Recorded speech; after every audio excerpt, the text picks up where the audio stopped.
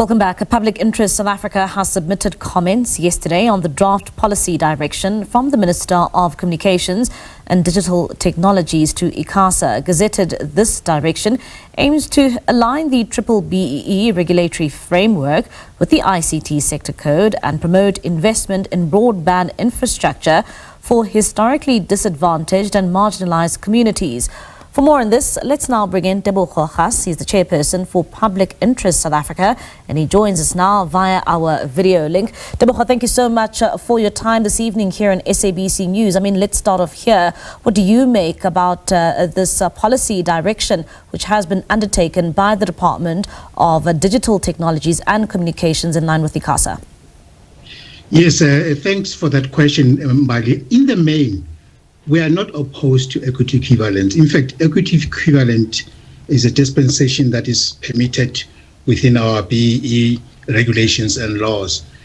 And to the extent that that is the case, we must just be alive to the fact that in the past, it has been that the ICT sector, as you'd know, there's what you'd call a vanilla mainstream IT sector, and then you'd have the broadcasting sector, and you'd have the telecom sector. In regards to the telecom sector, it has always been the case that there's a special dispensation where equity equivalent was not the case, whereas in the what you'd call the mainstream ICT sector, there was a practice of equity equivalence which was implemented successfully. So the likes of Microsoft and many others have implemented it, and there hasn't been any issue.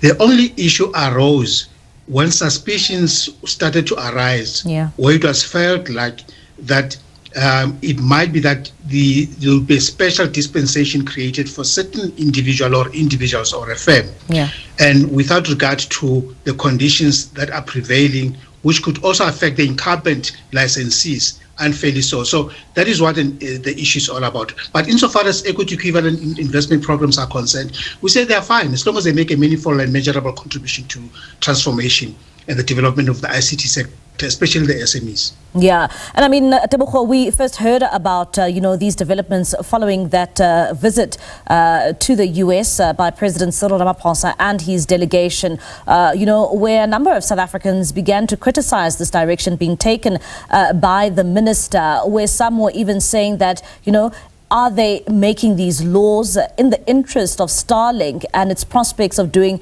business in South Africa?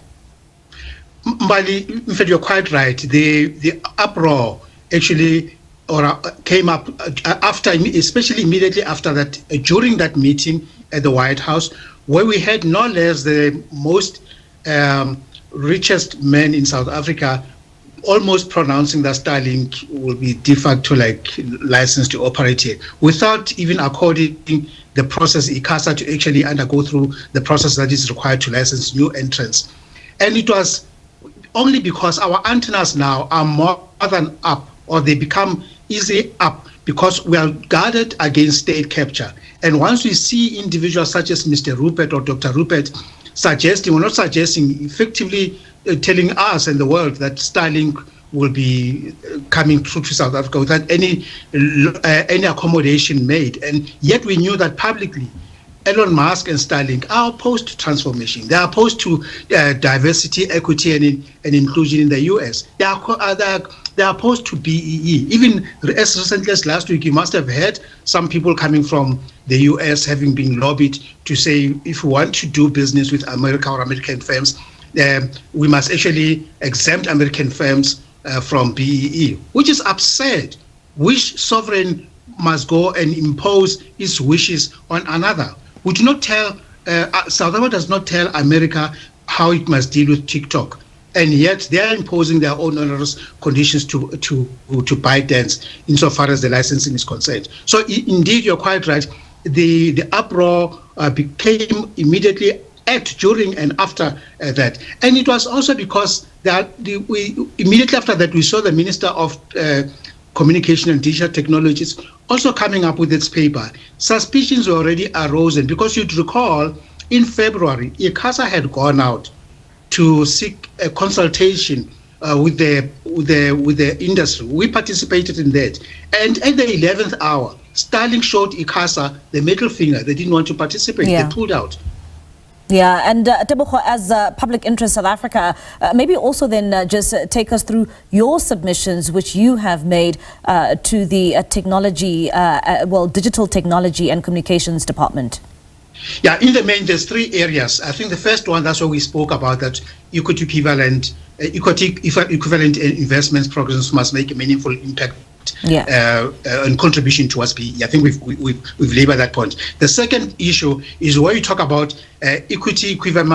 There must be fairness in the system. In other words, both local and multinational company must ensure that there's regulatory fairness. In other words, those existing companies, telcos or mobile network operators, especially the incumbents, must be treated the same as any other classes as is envisaged under this policy direction. So we want fairness in the system to make sure that there's